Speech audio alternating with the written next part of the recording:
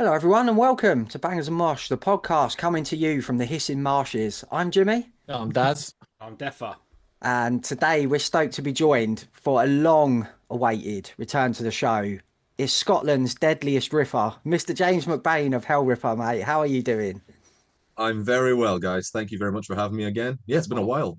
When was the last one? 2020, 2019? one of Honestly, our dude, first. It was it one was of our one of the first. first interviews we started doing. Must have been, Daz, probably early 21?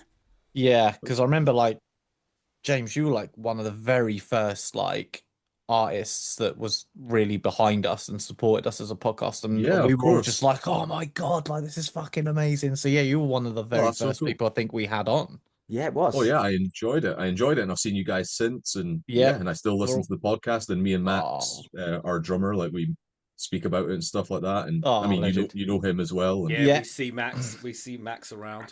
the yeah, octopus. yeah, he's nuts. Max is long overdue, actually. A appearance, isn't he? We'll have to hit him up. I Yeah, we'll get him mean, at some point. based I did one of those question things with Max where it was like I don't know if you've seen it. I did a thing where it was just like I was surprising people with what's your five top Metallica songs, what's your five Yes. top Maiden songs and stuff like that. Yep. We did that with Max because Slayer is like one of his favorite bands, and I've never seen anyone panic and stress and not give an answer. But he couldn't think of a single Slayer song. So I would love to see a Max interview on here. Yeah, just We'll be get dead him. silence and be like, "Oh, We'll do his top 10 forklifts or something. Oh, that'll be yeah. That'll get you then. That'll be fine.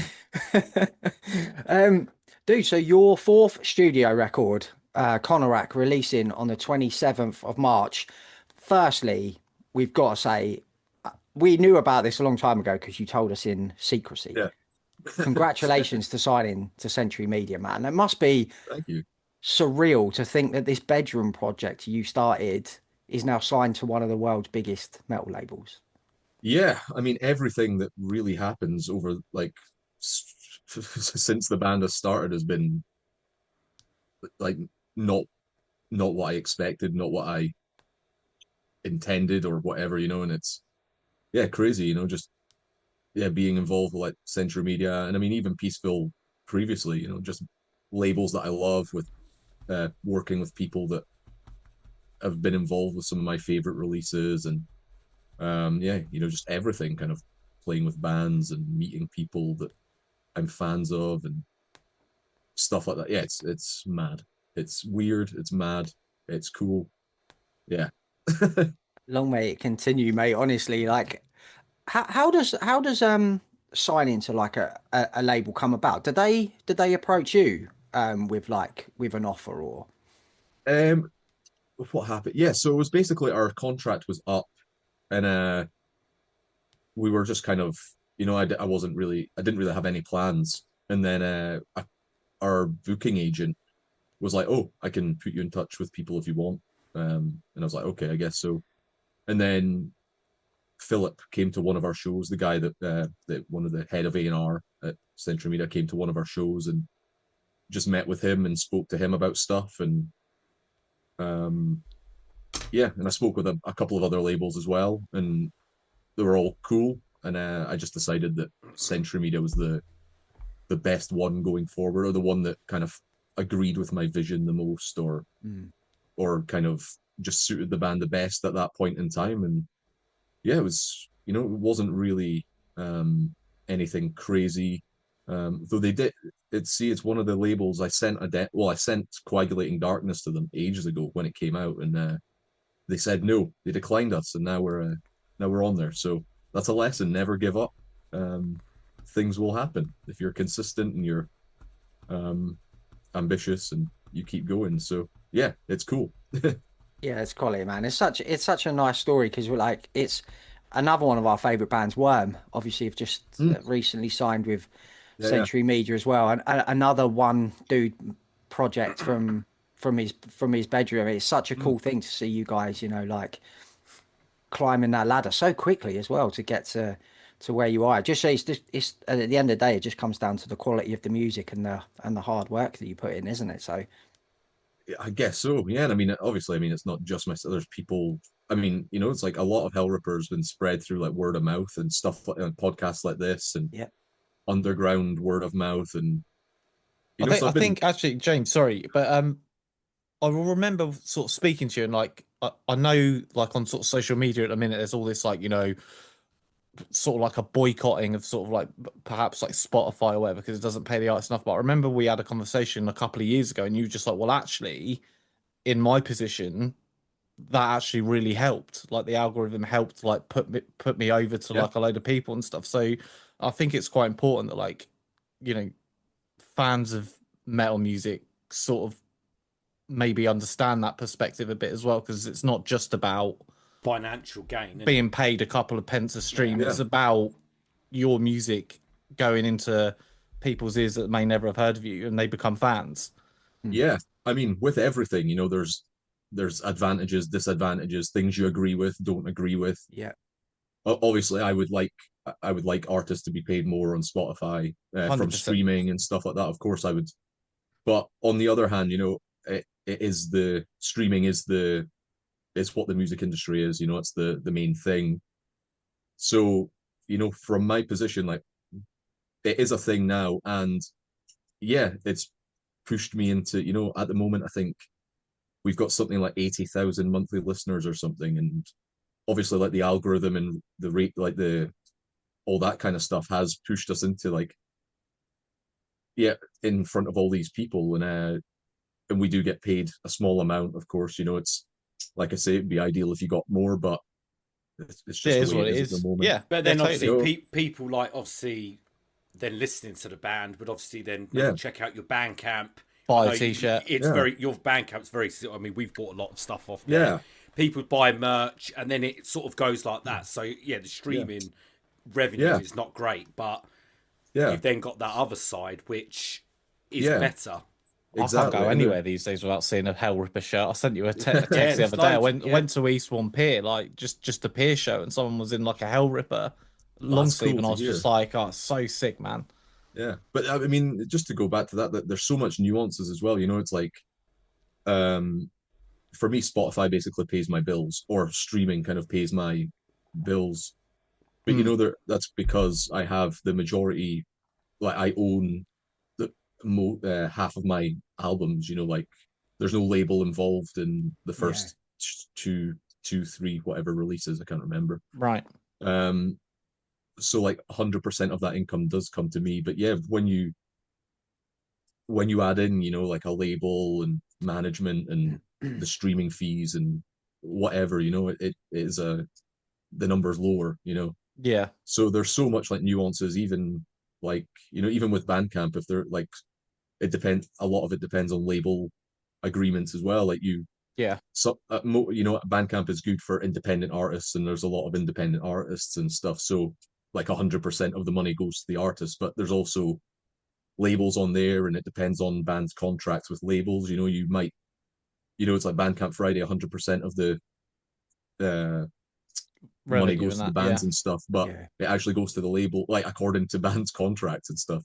Yeah. So Yeah. it's just the music industry. There's so much nuance, I think, and it's not just with streaming and stuff. There's the live side, like whatever you want to, like so much like different facets to the music industry as a whole that have so much different factors depending on what is helping, what's deterring, what's fees are being taken, how much people are making, and all that. So it's difficult, like to, especially for people not involved in the industry directly or something. Yeah. It's not easy to be aware that there's so many different things affecting everything. Yeah. Um, 100%. yeah, but like as well, like the alternative, I see a lot of people saying, CD, like if people weren't streaming and stuff, we'd sell loads of CDs and stuff. But on the other hand, I'm like, I think downloading free illegal downloading would be the primary alternative for most Oh, people. I You know, agree 100%. I mean, like It you would can't be, even really yeah. get a CD player these days. Like, they used to be in yeah, cars. They're not in cars anymore. It's an aux yeah, cable Not or only it's that, yeah, does built-in there's Bluetooth. there's 50, 60 new albums coming out a week, right? yeah, How are you going to afford £11 a pop for something Well, you've sometimes they're more than that, mate. yeah, Sometimes they're like 17 Yeah. quid. When that's you're on it. streaming, you got your pick. You're You not don't going have to to. take that gamble, are you? Yeah, Like these days, Yeah. like when we first started buying CDs back in the, you had to take that gamble. You yeah, had to, Yeah. and sometimes what you bought was absolute crap, you know. And it's like Yeah. that's my CD money gone for the month, and I've blown it on this.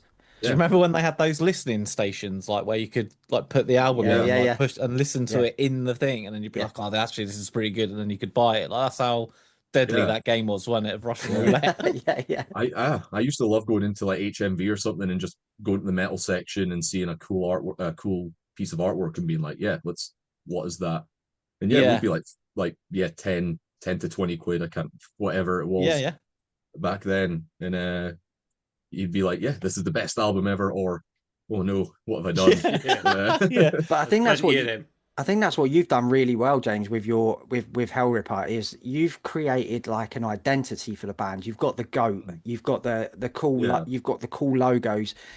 Your merch is all brilliant because you know Yeah. you've sourced different designers to make different cool looking t-shirts, Yeah. and I think the bands who are successful now put loads of their effort into that side of things to Yeah. supplement the music side of it. Yeah, I think so. I mean, yeah, I mean, t-shirts and merch and stuff are the biggest money makers for Mm, most bands, I would say, me included. Um, and yeah, and it's for the fans as well because the amount of times I want to support a band or something, and I want to grab a t-shirt, but the designs are all horrible, or Yeah, hundred we percent. we have this or chat all the something time. like that. Yeah, so it's like, I want to try and make all the artwork as good as it can be. I want to make it worth the purchase and Yeah.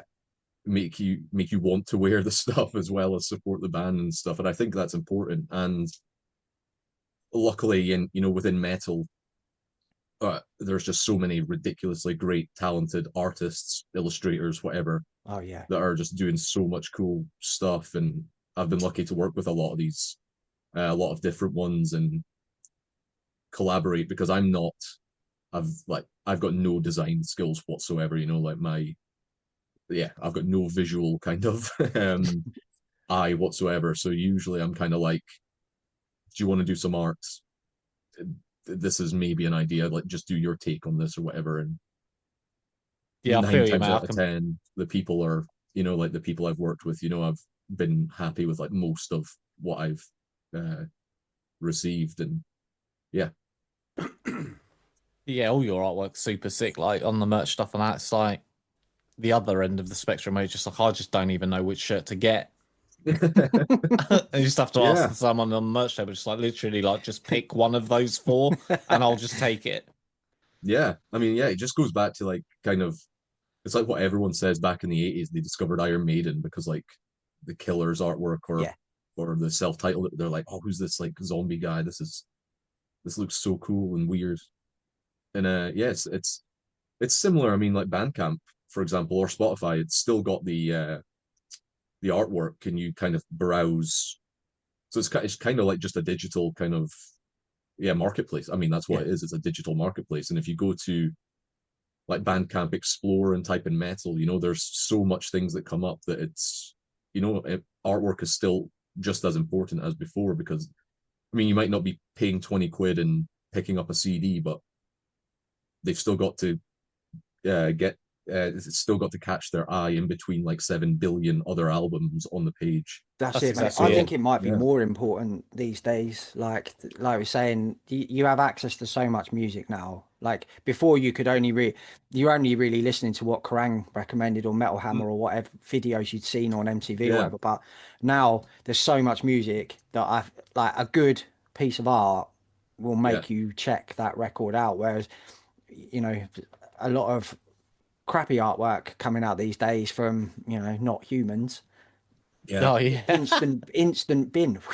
straight in yeah, the like it's we're not gonna listen to it. If you're not gonna put the effort in, yeah, people aren't gonna put the effort into listening to the music. So it does, yeah, it's hand in hand. yeah. So let's get into Coronach then, dude, because spoiler, I fucking love this record, mate. Oh, thank you very much, man. This feels like such a natural progression from Warlock's Grim. Mm, Like it's taken that template that you set and then expanded upon it again with even more like adventurous Yeah. songwriting. Did the great reaction to Warlock's Grim give you that confidence to expand your sound even further on this one?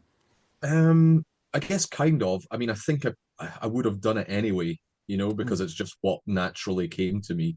mm, But the fact that people did like Warlocks kind of reassured me that I was doing the right thing, yeah, because even if it, like, the reception wasn't the best, I would have found it difficult to kind of change or go back to what I was doing before, because it wouldn't be natural. yeah, Mm. Because originally Warlocks, like, I did write two or three songs, like, kind of old style Hellripper, whatever you want to call it, at the beginning, and I was like, it sounded like the same as what I had done before, but just uninspired and not as good.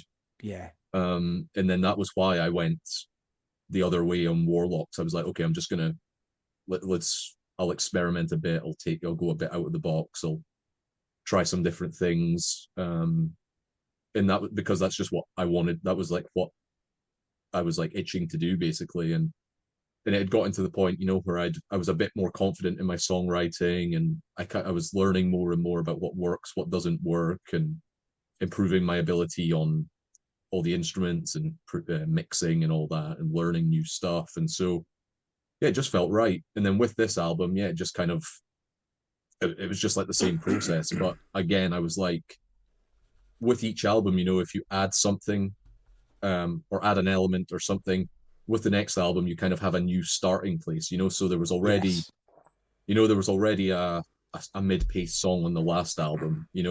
So I could kind of do, like, on the title track on this new album, there was like another mid-paced kind of song, but it's got a different vibe. It's got like some different vocals and stuff. Whereas maybe if I did that on Warlocks, like, it would be a bit too much of a uh like a difference or whatever. So it's like kind yeah, of stepping stones, adding new stuff to the pool every time. And yeah, just making sure the music's good is the main thing that I try and do. But yeah, I find it fun and interesting and challenging when I'm, like, bringing in different influences and trying to make it work within the Hellripper, like, framework. Like, make it speed metal. Listen to the Beatles and think, oh, this is a cool idea. How can I put a blast beat under that and make it sound like Hellripper? Um, so yeah, it just felt like yeah, it was a natural progression. And yeah, it's just what felt right. And I enjoyed doing it, and hopefully, like, I'm glad, like yourself, you enjoy it, and yeah, hopefully Yes, it's sick. It's others so enjoy it. sick. Thank you, Yeah. man. Thank you. Yeah, you've done so well, man. I'm just so proud. I'm so proud I that appreciate like that, we're man. Thank friends, you so and much. because we're kind of there, not like right at the beginning for you, but like fairly Yeah, early doors. It's just yeah, been of course. so great to see you like blossom, like in all aspects of everything. Thank you, Like man. it's I it's think wonderful. with myself, with anyone that I'm a fan of, it's how can they do better than what I've just listened to? But you just keep taking the Oh, Yeah, piss, and yeah, it thank you, just man. is. You just keep going up and up, and these ideas, these new ideas that you've brought into this album, it's just like, yeah. and Oh, thank you very we much, man. already know that the next album is going to be even more creative. It's going to have even more stuff. We're Yeah, going to be even more blown away. It's just, yeah, it's just great yeah. to hear, man. Well, thank you so much. Yeah, I mean, there's a few ideas for the next album already, kind of, there, which I think will be cool. And there was a lot of stuff from this album that I mean, like, the title track on this album is 9 minutes long or something, and Oh, I actually removed like a 5 minute section from that song, Oh shit! Oh, because fair I enough. was like, this is a bit too out there, and it was kind of going a bit mad. It was like taking the song in a different direction, making it too long and stuff. So I was like, all right, that needs to go. But it was like a cool 5 minute piece of music, so that's there for the next album or in the future or whatever. Mm. I never know what's going to happen. Sometimes riffs kind of stay for 10 years, and then eventually, like, the right idea comes yeah, to put it in that context. And sometimes a whole song will come immediately. Like, there was a song I was working on for this album, and I just uploaded for a laugh, like on Instagram and TikTok. It was just like a riff. That was a cool riff, I think. And it was a song I was working on, and it got like 500,000 views, and everyone was like, "Oh, Fuck. when's this coming? When's this coming out?" and all that. And it didn't, and it didn't make the album because I just couldn't find the right thing for it. So there's people like, "Okay, is the album's coming out? Where is it?" And I'm like, "Yeah, it might come out in a couple of years. Don't know." Might not come out at all. Might just Yeah, keep exactly, exactly, yeah. So it's yeah. So the ideas kind of can be old or new. Like and that's the fun thing. And as well, I take so long to record. I kind of record on and off over the space of like 2-3 years, rather than booking a studio for like a month or whatever, Yeah, yeah. because Yeah. I do everything here. So kind of my mind and my influences like go through different stages throughout that time. So I could start a song that's like black metal at the start of like 2024, and by summer 2025, I'm like really into like, I don't know, tech death or Arctic Monkeys or something, Yeah. and like a new thing comes in and changes the song completely. And I like to think that kind of helps and makes it a bit more unique or something. Or maybe I'm It just certainly deluding does. myself into taking ages to do things. Well, it certainly does. Nice. I think you're probably one of the. I mean, I don't think any of us three are like super speed metal, like in deep into the genre or anything like that. Mm. But you're certainly one of the bigger artists, I think, that are taking your core identity and not you haven't abandoned it. You're Yeah, expanding the genre into other areas that like other artists haven't done, and it's yeah. just I mean, really refreshing. yeah, that was kind of the thing as well. Like with it was just again becoming more confident in my songwriting ability, and then thinking I want to get closer to like the Hellripper sound. And the only way I can do that is by making it my own. So taking in all these other influences, like I mentioned, like a band like Arctic Monkeys or yeah, Manic Street Preachers or whatever, or yeah, and then adding the Scottish element as well, like the Scottish theme, because again, that's more unique to there's not much of that in the speed metal kind of realm. No. And I was inspired by, like, there's so many bands I think doing their own thing. Like a favorite of mine over the past few years is Tribulation, and I think Oh, I they've got a love that sound of band. their own, and it's just great. And a band that I love, like kind of within my realm, is Devil Master, who kind of, Oh yeah, they're yeah. sick. So they've got like a signature sound, like that kind of chorusy guitar or whatever it is, and the kind of gothy metal punk, like There's like kind of like a gothic crossover. Smiths almost, like a bit Yeah, like it's yeah, so like cool. indie Yeah, stuff. Like it's cool. and a band like that, inspired me to be like these guys are bringing their own thing to the table, and what's my thing? Like I'll, yeah, incorporate all these things that I like, and yeah, each time getting closer and closer to the Hell Ripper sound. I guess maybe we'll never reach it, and it's all like an ongoing goal. But as long as the music's good, and I'm happy, then Yeah, that's it, I'm mate. happy.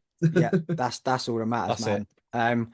You've spoken about like your vocals on here, like you've really pushed yourself again on this record, like on Hunter Press. There's that like the almost like Danny Filth style, like Mm. spoken parts, but the bit that me and Daz we went to a gig the other night and we were talking about this, the clean vocals on the title track. Yeah. Like I stopped what I was doing the first time I listened. I was like, Yeah, same. hold on a minute. What? Like, does that just come from like the confidence you've built as a vocalist over the last few years to be even thinking about trying I these mean, these different things? not really. It was kind of an idea I had, and then I was like, can I do it? But the beauty of me doing this and having unlimited time, because it's a home studio, is that only one take out of 5 million takes needs to be good. Yeah, yeah, of course, yeah. So the amount of time I spent on that and trying to make it uh work was, it took ages. And I'm not a singer, so like getting, like I was trying not to mess up my throat and trying to figure out the best way to do it, and I enjoyed like figuring that out. Again, it was like another challenge, I guess. But influenced by stuff like Bathory or even like some epic doom stuff like Atlantean Codex and stuff like that. Mm. Just I thought it's something a bit different. It'll add some atmosphere. Um, let's see if it works. Really, like it was an idea that I had, and like with a lot of my songwriting, it's like yeah, an idea that I've had, and then can I do the idea? Like it's me trying to get to what I hear in my head, and it took time. It took a lot of time, but we got there in the end, and I was happy with the result, and I'm glad you like it. I mean, it's a bit of a departure, from a lot of people were like, oh, clean vote. I mean, it's not exactly clean. It's like kind of No. raspy and stuff. But I Yeah. mean, that kind of vocals in Hellripper, like, it's very, if you listen to like Total Mayhem back in 2015, you might be, annoyed or whatever. But yeah, like I say, it's stuff that I like and influences that incorporating stuff that I like and ideas that I like. And And you're yeah, pushing yourself as an artist as well, and that's really all, and as long as you're yeah, happy and content with it, that's all that really matters yeah. as I mean, well. that's the And you've goal, nailed it as well. Like, it was insane. Yeah. I was just like, Oh, thank what you. the fuck is Well, happening here? I think with the sort of clean vocals and sort of spoken word vocals, I think that sort of sells that Scottish lore theme that you go for as well. I think Yeah. it's Yeah. more unique. Storytelling. That's it. It's adds- storytelling. Yes, it Yeah. adds a different flavour to it, and it makes it more of a story and more realistic. So I think that all those little things I think do help. Yeah. Yeah. I think so. Yeah, thank you. Yeah, I mean, yeah, like you say, like I'm underpressed with the kind of spoken word bit. I mean, yeah, that's spoken through the eye. That's seen like the lyrics are from the view of like a vampire creature, and I thought like vampire creature, like deep voice, Peter Steele style type. yeah. Yes. Yeah. And then yeah, like on the title track, there's like the reading of the poem at the start, which is that was influenced by kind of stuff like there's a post-punk band called Publicist UK. It's the drummer from Municipal Waste. I think they only had one sick. album, but I really like that kind of stuff. And yeah, it's a band like Hex Vessel and stuff like that, like just this kind of spoken word thing. And I thought Matt is the king of that, isn't he? Like Grave Pleasures and Beast Milk and stuff. Exactly. That I love voice is so suited to this style of music. Yeah. So I love all that his stuff, and yeah, so that was kind of an influence, like Coronach. It's kind of a naturey feel, outdoorsy poetry reading. So I thought, yeah, kind of spoken word thing would work there. There's something. There was another clean vocals as well on the track, "The Art of Resurrection." But I ended up burying them kind of as backing vocals in the chorus because it sounded a bit too out there. It kind of the contrast was a bit too much, and it didn't work as I hoped it would. So it ended up being like, the clean vocals are in the background, like you can kind of hear them. They add something, but like they're not the main thing. But yeah, otherwise I thought it was going a bit too far, and it wasn't working as I hoped. But yeah, there's just loads of stuff, different stuff I wanted to try. Really, that takes me on to something I wanted to ask you a little bit about, James. What you're saying about like maybe taking it to. Do you ever have to like take the live show into account when you're writing these more technical, longer, more songs, more intricate? Are you like because your show, right, is so fucking fast and furious, and everything's played at like fast of. Do you ever sit there and go, James, rein it in a bit? You're never going to be able to play this live at fucking 300 miles an hour. Nah, because I think I try and think of them completely separately because that would dilute the other one. Yeah, of course. Makes sense. For me, like if I start thinking, oh, I need to write a song that will go down well live, then I'm thinking, then you're like, oh, this could be a chanting part. Oh, what's the right tempo for a chant or a head banging? And you're kind of, for me, it would be kind of like writing to like a checklist, really. Yeah. And then on the other side, if I start thinking about, oh, this song's too difficult to play live or whatever, it'll be like, then I start simplifying it, and then I could take out, like, just make it easier and make it not as effective. The riff might be worse just because I need to sing at the same time. Yeah, so yeah. basically I write stuff and then it becomes a problem for future me. And the other main thing as well is that, yeah, I can write at 400 miles an hour. I can write at like 1,000,000 miles an hour if I want. I don't care. Well, I mean, I think see that's like it's a difference. Like with the studio stuff, I'm quite deliberate and I like experimenting and creating atmospheres and using textures, different instruments, and all this kind of stuff. Whereas the live side, I like it to be more raw, rock and roll, aggressive. You know, there's no click or anything, so it's like we don't know what tempo we're going to play at. Just whenever we start the song, that's going to be the tempo, and more chaotic and frantic and stuff. And I enjoy both sides of that.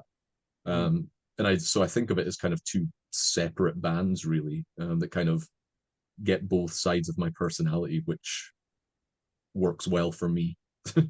Yeah, no, that's cool. It's because obviously, like you're saying, you don't want to dilute the record, do you? And it not be what it in your head it can be.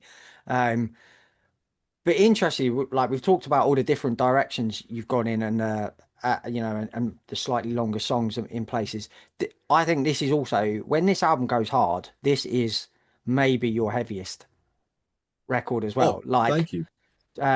you'll have to help me out with the pronunciation. Dude, track 4, is it Boban Sith? So Bavanshi. Babanshi. Okay. Bavanshi. There Yeah. you go, language fans. Yeah, so there's a lot of cool. yeah. Don't worry, in every single interview and stuff I've done so far, I've had to. Looks I mean, like even Baobun yeah. Sith. Yeah, that's what I thought. Yeah, like But a that's sick, Star mate. Wars That's the character. pronunciation. But that track's got like a real mellow death, like Yeah. almost like Black Dahlia murder feel Yeah, to it in that was places. I was really listening to a lot of Nightbringers at the time, and Oh, yes, Oh, what a record. yes. yeah, so Black Dahlia, Obscura, that kind of thing. What else? Yeah, I can't remember, but yeah, it was like really tech deathy, mellow deathy kind of stuff there, and yeah, that song kind of goes through a few different like vibes. You know, it goes from the Yeah. heavy, mellow death type stuff to like a kind of venomy kind of part, and then it goes into like a part like a 90s kind of happier sounding part, like kind of rush sounding chords or something like that. Yeah, and that was one of my favorite ones as well. You know, it's again something a bit different. Probably never used the mellow death influences as much until this one, you know, and I'm a big fan of that style of music, and yeah, it was good to get that out there.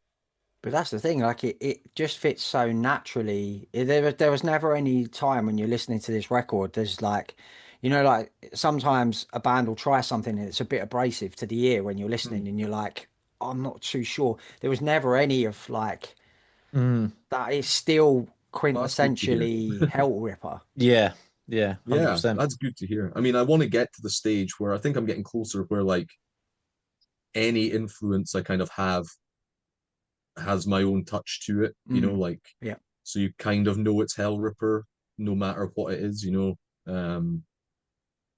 It's like someone like it's like someone like Steven Wilson, you know, like he's got, even though he does like a pop thing or a prog or like a heavier thing, he kind of has his own sound. Yeah. And you kind of know. So hopefully I'm getting closer to that. And you know, I mean, I'm just trying to write a good song and good album and see what happens. I mean, that's the main thing to me, and hopefully people like it. And I'm Completed it, mate. yeah. Excellent. Completed it. We touched on it earlier, dude. You've spoken about the title track a little bit, but like you're becoming the king of that epic album closer, man. Like Mess the Stool was brilliant, but I think this trumps that. Like, Oh, perfect. without doubt you're our most ambitious track. And again, we were at a gig the other night, and our mate JB, right, shout out JB, he was there, and we was chatting about this record. He's dying to hear it, and I was like, wait till you hear the title track. I was like, if Hellripper wrote "Hallowed Be Thy Name," I was Well, like, that's the title track. well, And I mean, I think that's like the best metal song ever written, so I'm gonna distance myself from that kind of comparison. But no, I appreciate that. Yeah, no, it was yeah, that took a while to write, because I didn't know where I wanted to go with it, and then like I say, like things were getting a bit.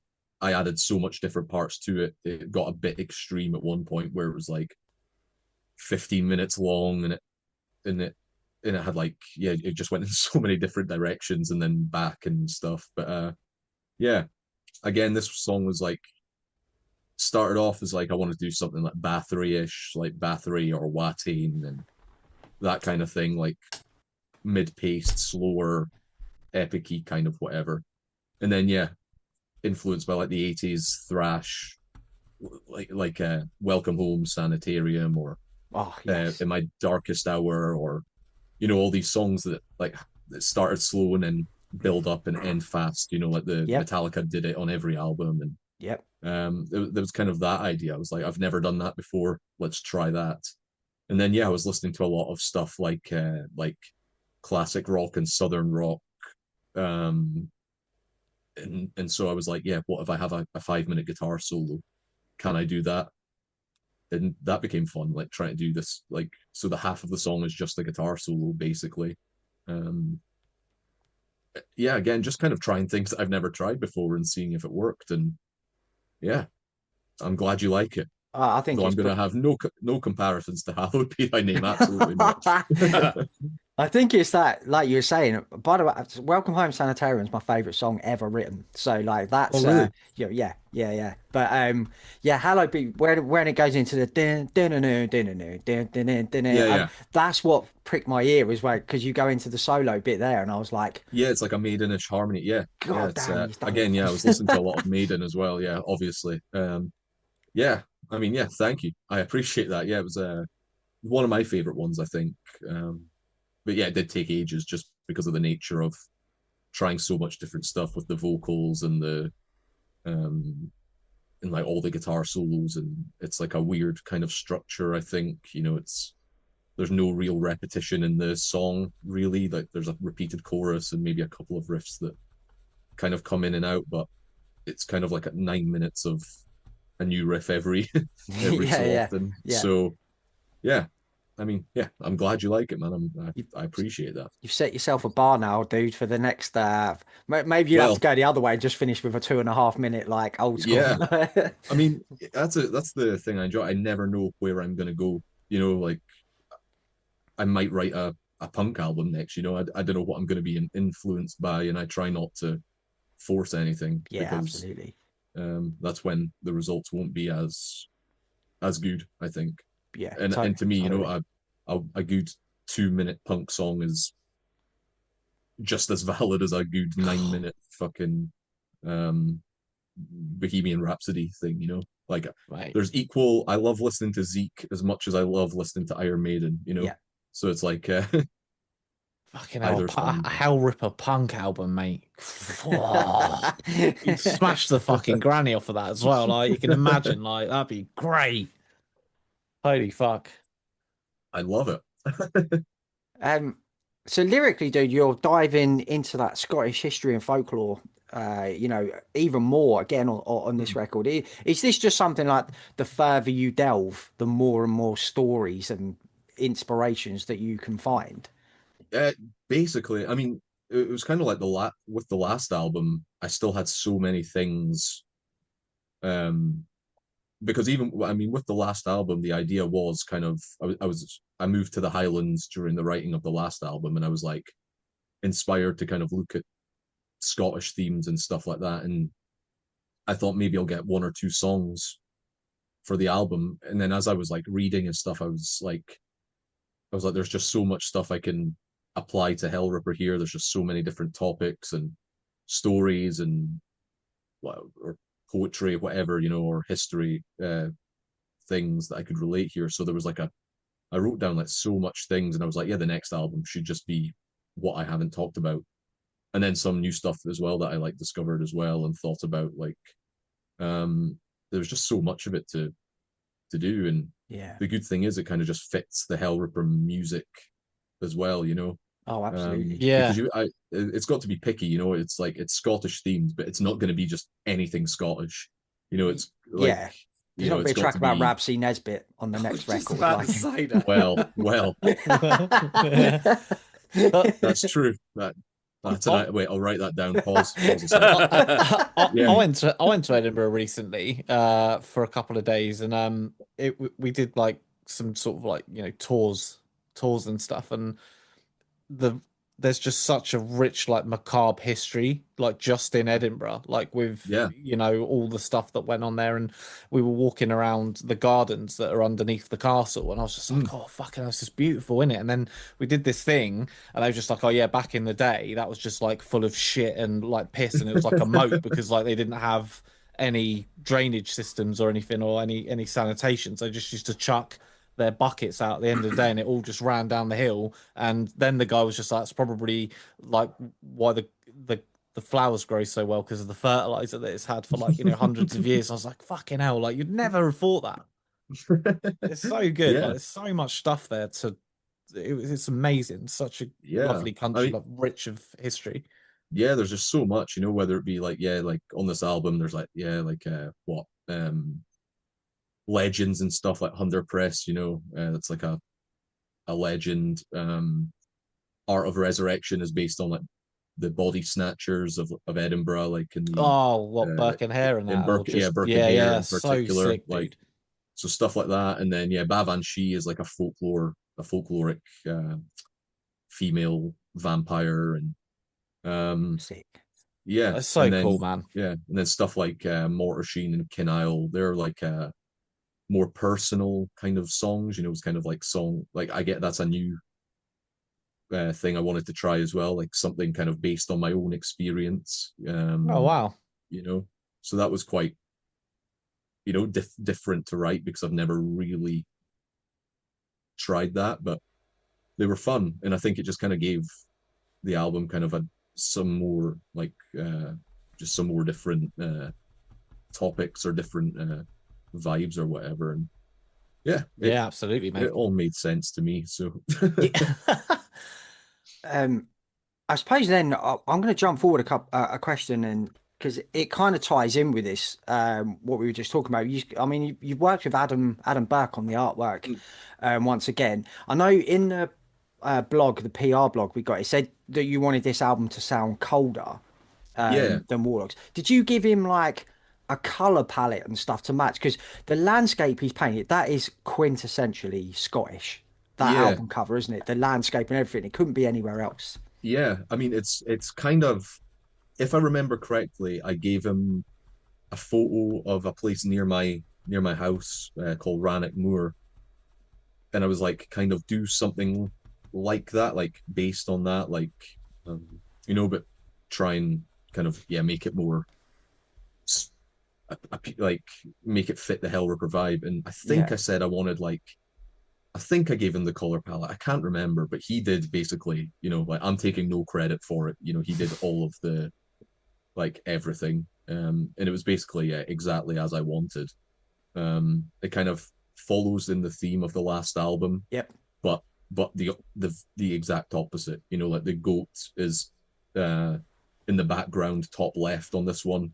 On the last one, it was foreground bottom right, three figures, and then it's reversed with the three figures on the cover as well. And then the colors, I thought warlocks to me sounded more. I mean, I don't know if the descriptions like the cold and foresty and stuff. That's what I don't know if that means anything to anyone or if I've just got that in my head. That So does, mate. No, It's it's so perfect. yeah, so the last album I was like, oh, it sounds foresty and naturey to me. So I wanted it to be green. This one I was like, oh, it sounds colder, icier, maybe a bit more black metal-y. So I wanted blue or grey or like that kind of color. Sense. And Adam Burke just done. I mean, full trust in him. He comes up with whatever he comes up with, and his artwork is just amazing. And I I'm mean, a I massive know fan. when us three saw it when it came through, we were just like, fucking hell, look at that. Yeah, yeah, it's yeah, I was perfect. so happy when he sent it to me. Yeah, unbelievable. Like he sent me a sketch, and I was like, yeah, that's cool. And then very quickly after the sketch, he sent me like basically complete. And I was like, this is ridiculous. I'm so Yeah, pleased with this. yeah. And then he was like, okay, cool, I'll finish it. and then he even made it even better, you know, like add it, like, I mean, like I say, I'm not a visual person, so like he's just adding his little details and stuff that he does, and I was like, this is so cool. And yeah, I was just really happy with it. And yeah, like I say, like good artwork, or striking artwork, that's what I think it's important, and I want to have good artwork. So 100%, mate. having someone like that do do it is just, you know, it's great. You know, when it's in their hands, you can kind of expect it to be fit the brief, really. Yeah, absolutely. And just a side note, it's just something I've just remembered. I remember when we spoke to Aaron from Wolves in the Throne Room. He said he hears music in color. So Okay. like when Oh, when yeah. they're doing artwork and stuff, he said like he imagines he's climbing into the song and he can see the Oh, okay, yeah. colors of the art, and this sounds misty and grey Yeah. and Yeah, yeah, it is. And like you're saying with Warlocks, I've got it up there. You can't really see it, yeah. but yeah, that is more Green. yeah out Yeah. naturey, outdoory. Yeah, it's I know exactly what you mean. Yeah, it was kind of early on writing it. I was like, oh, I don't know if it was the sound or if it was the style of music, or but I just kind of got that in my head, and then I think I kind of just got it so much in my head that I was Yeah, like, I'm yeah, running with this. yeah, It's colder, and then yeah, it might have helped, you know, helped me compose the rest of it in like a similar way or something, like subconsciously, you know. I don't know. I don't really know what I'm thinking when I'm writing, really. It's just see what comes out, and I inspiration yeah, strikes, man, doesn't it? In yeah, from wherever it exactly, comes from, you grab it and take it. Like, exactly. um, I know you like different use of instrumentation on this record, dude, as well. Like piano, there's a synthesizer, cello, violins, etc. Do you play all those as plugins or like MIDIs? Is that how you? Some of them, yes, some of them, yes, and some of them, no. So the violin was done by a session musician, Oh, sick. and the bagpipes as well. Yes. Um, but yeah, I done the piano and the synth. And yeah, again, that was fun to do. You know, like I'm a big fan of, I mean, loads of music that uses that, and you know, I didn't know how I would incorporate that into the Hellripper sound, but you know, it's kind of used more for texture, I think, in the album rather Oh than yeah, yeah, as a main instrument. I mean, there is the song that opens up with piano, but which that then informed the kind of lyrical theme and stuff, because I felt it was kind of like gothy and um, kind of, yeah, like dark and gothy and post punky. And I thought, okay, uh, dark streets of Edinburgh, let's write about that. But yeah, it was just something I wanted to try, you know, like different instruments, and yeah, it just kind of added texture and added, I think, just kind of beefed up the songs, and added little bits of like detail that enhance the track without yeah. really noticing it and stuff. Well, that's what I think anyway, you know.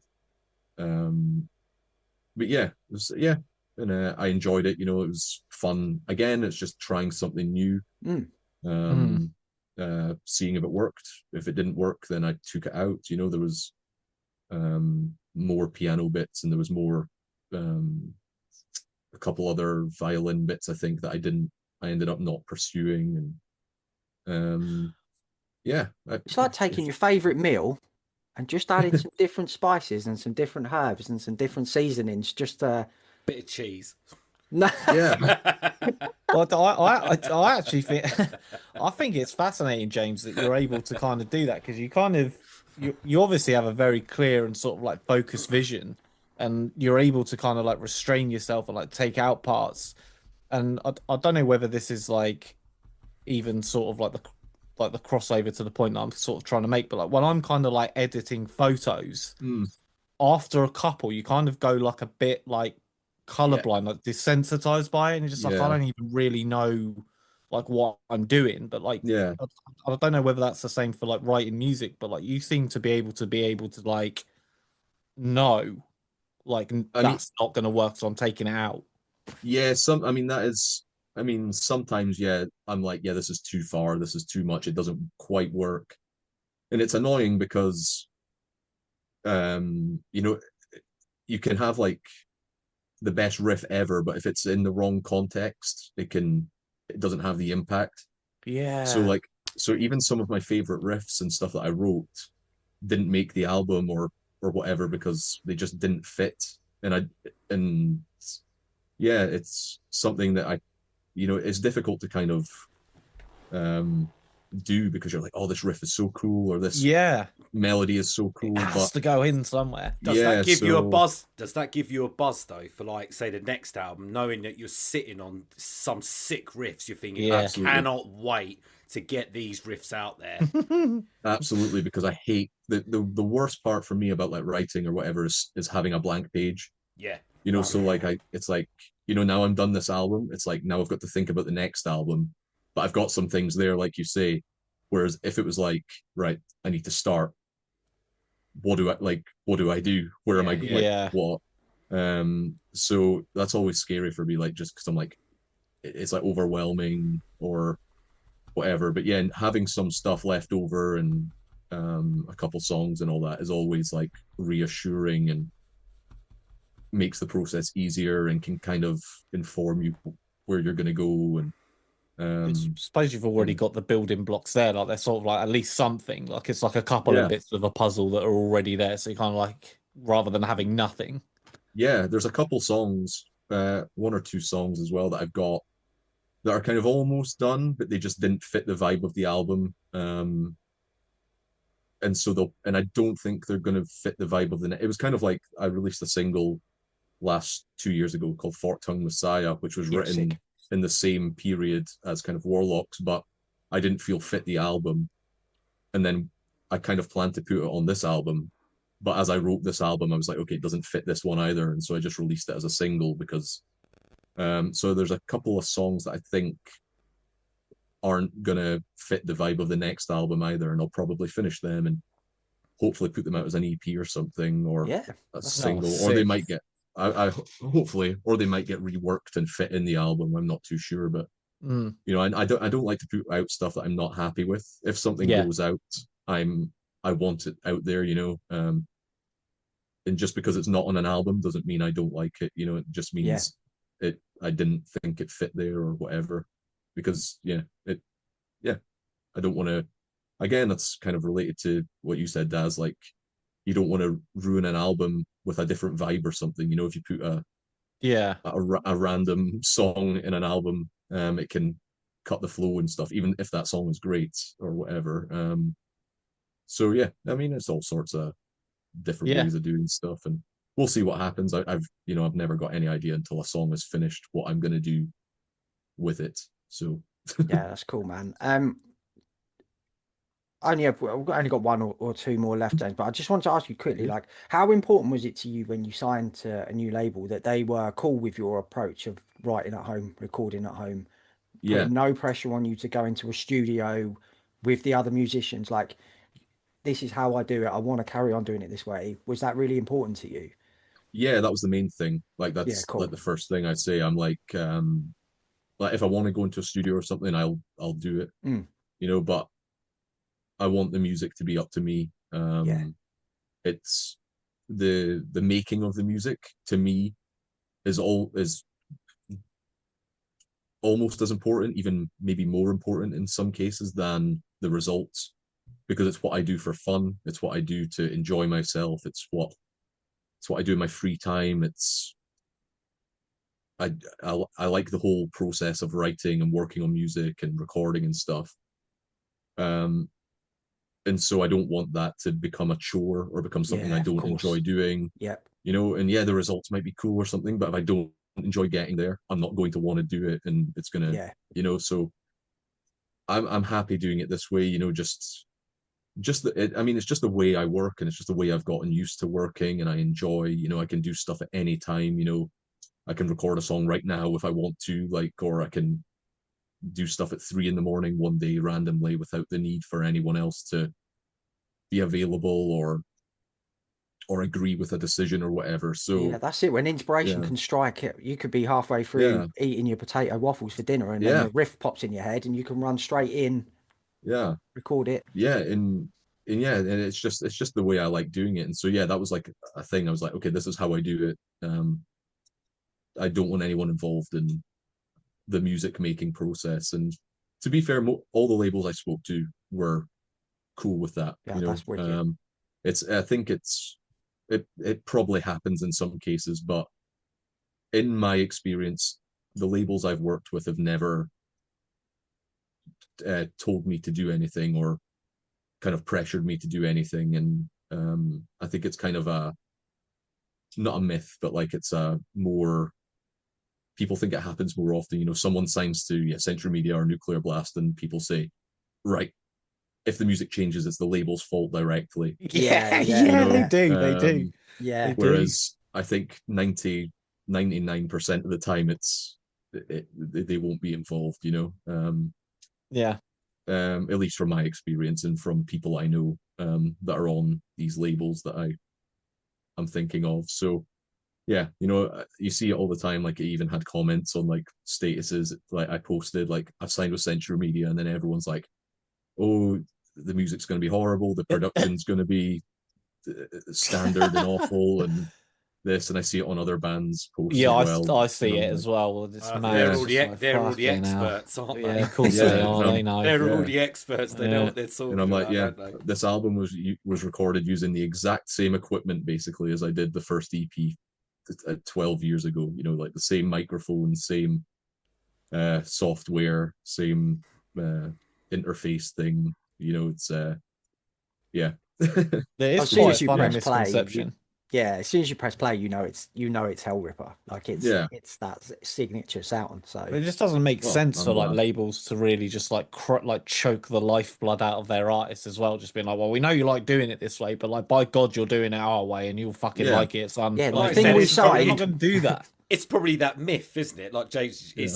people assume that, but it's not. Yeah. It's Yeah, I mean, I think it's more common in more mainstream things, or if But if like, a maybe label if has you're Gary Barlow, But but yeah, it's like it's like when I signed with Century, they literally said, we've signed you because of what you're doing already. Like, it makes no sense for us to get you to do Yeah, something that's different. cool. That's cool. And they were like, write Sounds the super sick. album that you want to write, the album that you were going to write anyway.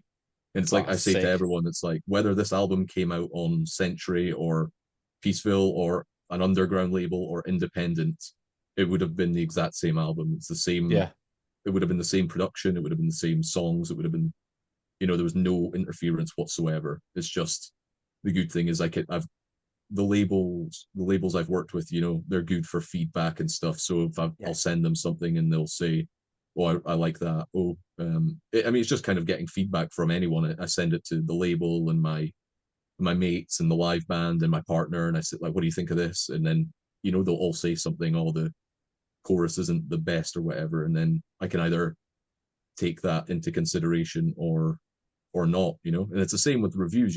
Any negative reviews I get, it's helpful. It doesn't it doesn't affect me because I'm happy with the album. If someone says, oh, I didn't like the guitar tone, for example, I'll then listen to the guitar tone and I'll say, okay, yeah, I see what their point is, and then I'll change it for next time. Like, I'll use it to improve, or I'll say, oh no, I do like the guitar tone, I just disagree with this person. So that's really cool, man. it's opinions. It's just opinions. I don't like everything. Like, just because I don't like a band doesn't mean I hate them as people, and and I want to, like, send them messages saying I hate you and all that. It's like, I don't like a band, so it's just not my thing. Dude, that's way too level-headed for this time, this for this day and age. Yeah, fucking hell, yeah, that's You true. gotta love it or like, hate it. Because I mean, it's the same. It's like this album, for example, someone will go, oh, I don't like the clean vocals or whatever. Well, but then I think it works for me. I like the sound of them. It's fine. But they might also not like the influences where you're taking that from.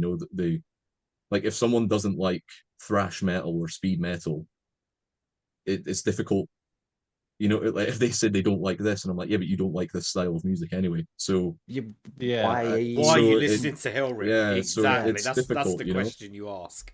You know, it's like yeah. So I mean, so I think yeah. So I take reviews and stuff and people's opinions like I take them like seriously because I it's always a learning point, a learning experience. You know, either you agree with this person and it can help you in the future, or you don't agree and then it doesn't matter.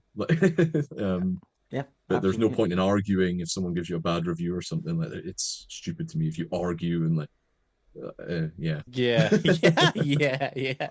I yeah, totally agree, dude. You're only yeah, gonna make yeah. yourself It's look a bit silly if you like, as some bands yeah, have done over the years when Oh, they have. Yeah. yeah. It's um people's opinions. I mean, yeah, yeah. Just so dude, just finally, like now obviously like Hellripper are, you're getting bigger, you're playing more shows, traveling Mhm. further sort of afield. How do you deal with the logistics of the guys in the live bands having jobs and things like that, scheduling shows and Yeah. tours and I mean, festival yeah. Over slots? the past couple of years, you know, it's gotten more difficult, and we had the same band of people for like 6 years or 6 or 7 years or something like that. And then, yeah, obviously last year, at the start of 25, our bass player Clark, he left because he had other priorities, his Yeah, job, and he wanted to focus on other things and stuff, you know. And then just after this coming tour in April, Joseph, who's been in the band for maybe almost 9 years or something, I don't know, 8 years, 9 years, he's leaving because he's got other priorities, you know, he's moving and he's like just like loads of different stuff. So it is difficult, you know, yeah. especially as we play more and more, you know, like we're basically going to be away for the next 2 years. Like we're basically Wow, man. just touring non-stop as the plan. Not non-stop, but like very like way more than before. Um, so yeah, it's difficult sometimes, you know, because yeah, other like everyone has jobs and priorities and lives outside of like Hellripper, obviously. So luckily, it's like the guys that are involved have got or have made it work basically. Either their job is flexible enough, or um, they can work from while on tour or whatever. So it's fine so far, you know. But yeah, I mean, it's always a thing, you know. So there's Yeah, always um, you know, so obviously Max plays in Vacuous, so he's got a tour at the same time as we have our tour in April. So we've got another drummer coming in for most of that tour, um, just because of the way things worked out. You yeah, know, of I course, mean, yeah, Yeah. So you it's got it. just the Yeah. way things go. You know, like Yeah. yeah, it's just the way things go. So we haven't been too affected up until now, and it seems everything for the rest of this year is fine with everyone's uh, schedules and availability and stuff. But we kind of just take it as it comes, you know. Sometimes, yeah, see what happens. Hopefully, it's okay. Um, it's not really been a problem before up until kind of recently, but yeah, see what happens, I guess. And yeah. It's part of yeah, the bigger It's you just, get, the more yeah, that's it. successful you get. These, That's it. it's yeah, I growing mean, part yeah, of the growing pains, isn't it? I guess so. yeah, and I mean, and because you know, I mean, obviously, it's like Hellripper is like my band, like my it's like a solo thing. So the Mm. guys are I don't want to call them session musicians No, because no, like no, of it's course like not. a live band, like Yeah, it's the same guys whenever possible. But you know, so I don't expect them to have the same like yeah, dedication yeah, of course. Yeah, as me, you know, like I want them to want to do it and be like dedicated, obviously, but like you know, it's a different everyone's coming at it from a different point of view, whereas this yeah, is like my life, my job, my like whatever. yeah, Um, so you know, I can't expect people to. I'm not going to make people quit their job and fire people for uh, like whatever. You know, it's just the way things go. And yeah, it's like I say, it's working so far. Hopefully, it continues. And yeah, I'm sure it will, man. And bigger and better things are definitely off the back of this record. I hope so. No doubt about it. So yeah, dude, thank you so much for your time this evening. It's been a pleasure as always Thank you guys getting so to much. hang with you. Yes. Great Yeah, to it was chat great with to you see again, you mate. guys again, and yeah, nice to speak to you again, and to be on here for the first time in what 4 years? I think 5 years actually. Yeah. I know, yeah, crazy. 26. I'm that. confused. Yeah. So I mean, yeah, it was good, and hopefully we'll see you all in the goat masks, being the goat Oh beds yeah. crew. Yes, mate. Yeah. And I'll try and see you this time so that you're not Pass it there out. for Pass it yeah, out. Yeah.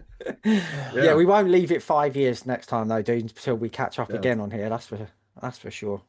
yeah, and yeah. Like I say, guys, I appreciate you guys' support from for the past however long, and Awesome. spreading the word and all that kind of stuff, and coming to shows and promoting the music and all that stuff. And like I say, I'm happy watching you guys like get more and more guests and cool guests and speak to cool people, and Yeah. it's cool, man. So I appreciate Thanks, man. No, thank Thank you, you, man. mate. Like, Thank you. as long as Yeah. you're making sick records, dude, we'll be talking about Hellripper, that's for sure. So Damn Well, right. I've bought myself another couple year at least, I hope.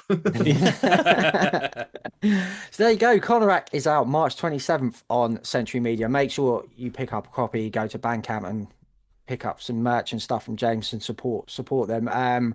We'll be back very soon. But until then, all hail the goat.